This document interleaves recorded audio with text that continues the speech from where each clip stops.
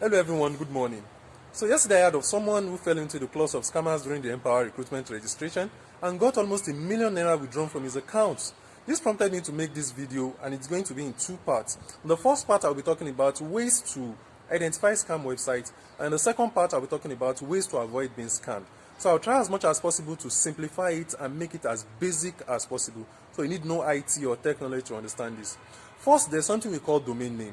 All those extensions you see, such as npower.org, npower.gov.ng, jumia.com, those are what they call domain names. And there are different extensions to a domain name. You can have jumia.com, you can have jumia.com.ng, you can have jumia.net, you can have jumia.org. All those dots at the later part are what they call extensions. .com, .com.ng, .net, .org. Those are what they call extensions. Now, a name can only have one extension. Like you can have jumia.com. Two people cannot register jumia.com. Only one person can register jumia.com. However, another person can register jumia.net, jumia.org, jumia.com.ng.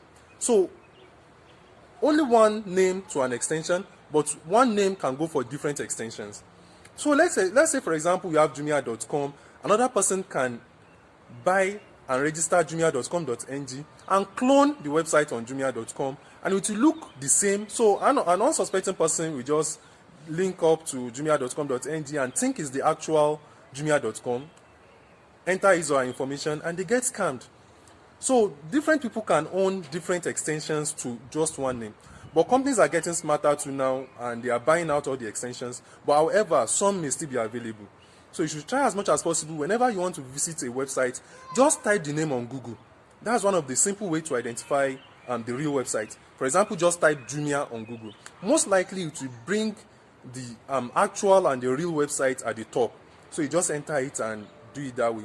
So that's one. Secondly, anything relating to government will have a government extension.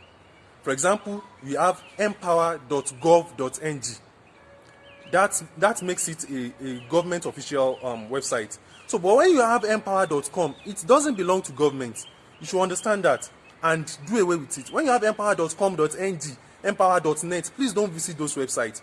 Only governments, anything relating to government, we have a government extension, such as npower.gov.ng. It's not easy to get all these government extensions because it requires a lot of paperwork and verifications. So scammers don't usually go through all these things. So they will rather want to clone the website on a different extension. For example, npower.gov.ng, they just try to create npower.com.ng, and an unsuspecting person, they may perfectly clone the website such that both websites will look like the same. So, but an unsuspecting person may not really, sometimes don't really care about the domain name. They just enter, oh, npower, let me just register. So different extensions can be owned by different people. You should understand this. Anything relating to government, you have a government extension. You only have npower.gov.ng, npower.fmhds.gov.ng.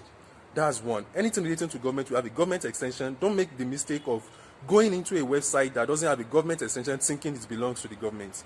So that's one. Another thing, we have what we call subdomains. For example, looking at npower.gov.ng, that was the website that was used for the first recruitment. For this recruitment, we had npower.fmhds.gov.ng.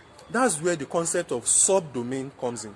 You see, for the website for this year, it's not really npower website, but it is fmhds.gov.ng website, which means Federal Ministry of I've forgotten the names, but fmhds.gov.ng, the .gov.ng makes it a government website, and it is the actual website. But the npower at the front, it's a subdomain. I hope you get this. The npower at the front is a subdomain, while the fmhds.gov.ng is the actual website.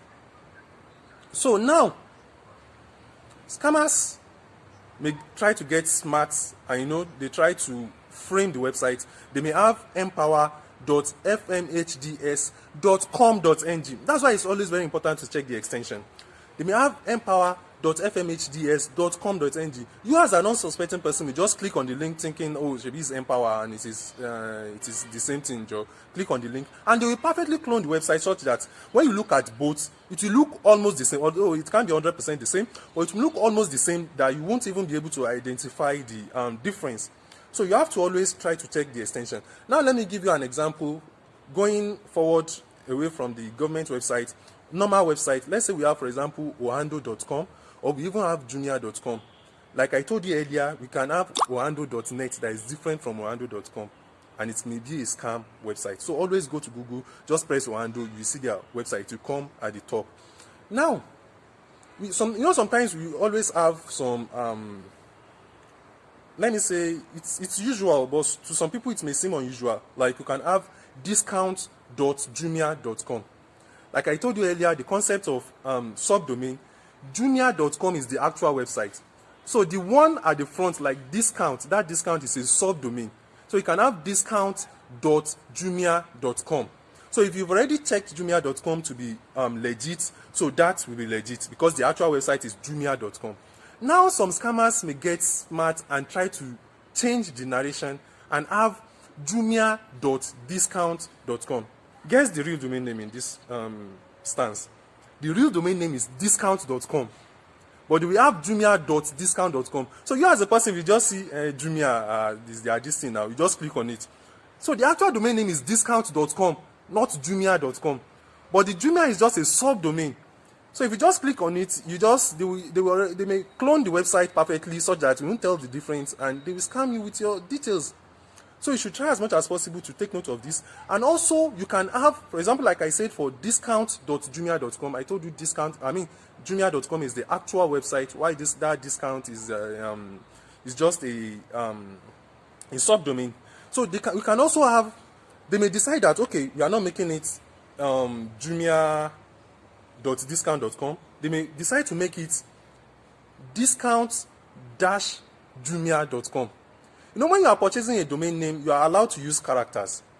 So when you have discount-jumia.com, that's a different domain name entirely. And they will make it look like the same. So try as much as possible to check all these things. And also, let me give another example. Let's say you have Amazon.com. For the Amazon, you have AMAZON. So that O, they may decide to change it to 0. So it's very important to check your domain names. They may decide to change it to 0. An unsuspecting person will just think it's Amazon now. They will clone the website, get your information, and the next thing you see is alert. So lastly, just let me add this as an addendum. Your BVN, scammers gaining access to your BVN doesn't mean they can gain access to your website.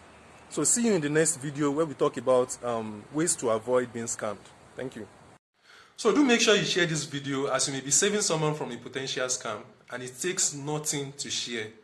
So have a good day and stay safe. Bye-bye.